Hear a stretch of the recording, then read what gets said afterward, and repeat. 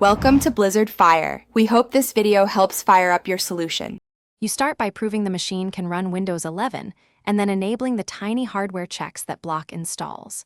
Boot into UEFI/BIOS now and find Trusted Platform Module, enable TPM2. 0, then turn on Secure Boot. Once done, make a bootable USB with the official Media Creation Tool, or Rufus. This preserves drivers and gives you a clean path. You do all this because Windows enforces firmware security. Enabling TPM and Secure Boot satisfies the compatibility gate the installer checks. You now handle the middle step, bypassing checks when hardware is present but the installer refuses to proceed.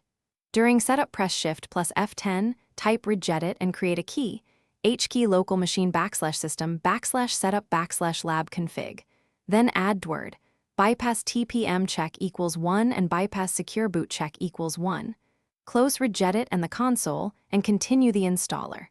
This tells the installer to skip firmware validation. Use it only when you know TPM and secure boot are correctly set. Because bypassing, you finish by completing the install and then resolving the most common failures. After Windows boots, immediately install motherboard chipset and TPM drivers, then check Windows Update for firmware patches. If activation or updates fail, re-enable Secure Boot and verify TPM is not in clear state. Reinstall the TPM driver or update firmware. If the system still misbehaves, restore your backup and reset UEFI to defaults. Then repeat the enable and bypass sequence carefully. This protects your system while ensuring a clean Windows 11 upgrade.